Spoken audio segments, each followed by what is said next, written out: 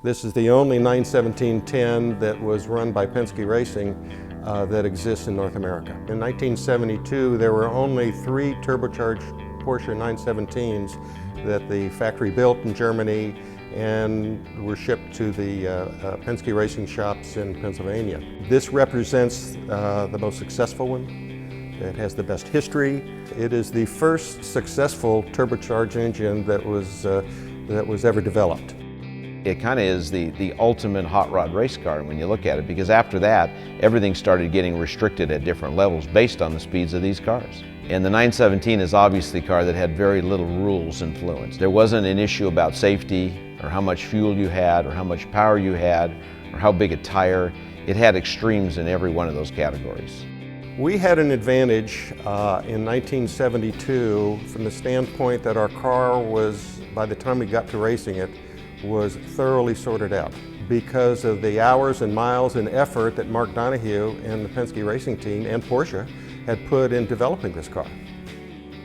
When we got the turbo motor, it was about 880 horsepower. This car had I believe a top-end capability with a turbo motor of about 220 miles an hour.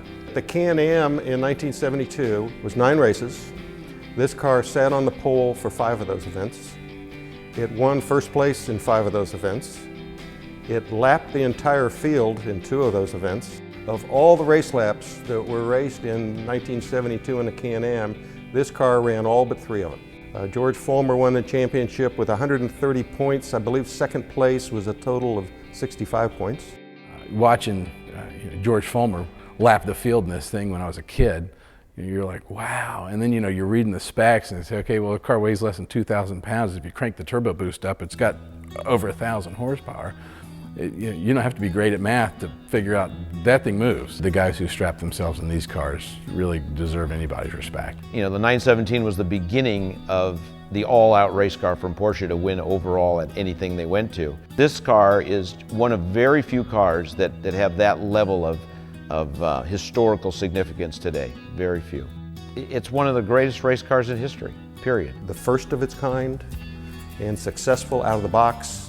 It is truly a unique piece.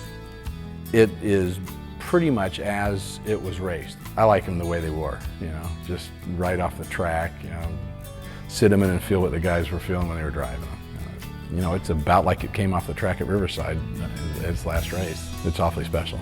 This is the only one. This is it right here. We got one of one.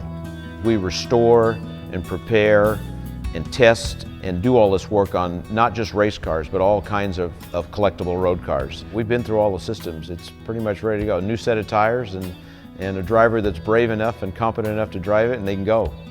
It is, in my opinion, it is as historically significant a Porsche as there will ever be.